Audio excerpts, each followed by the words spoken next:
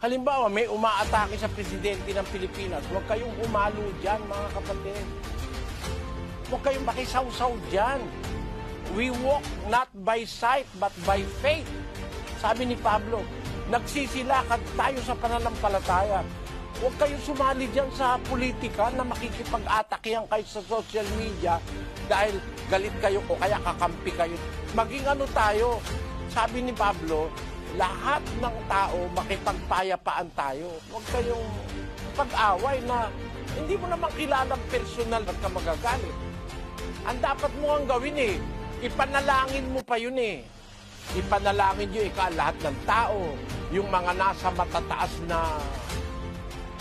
kalagayan, ang mga hari, ipanalangin nyo, sabi ni San Pablo. Kaya, ba't gagamitin mo ang social media? Sabi ng salita ng Diyos. Basahin natin yung 3 ng Kawikaan. Huwag kang makipag-usapin sa kanino man ng walang kadahilanan kung hindi siya gumawa ng kasamaan sa iyo. Wala naman siyang ginawang kasamaan sa iyo. Kahit naman siya sinisiraan ng iba, hindi naman sa'yo gumawa ng kasamaan. Ba't ka makikipag-away sa kanya? Bawal sa atin yan, mga kapatid.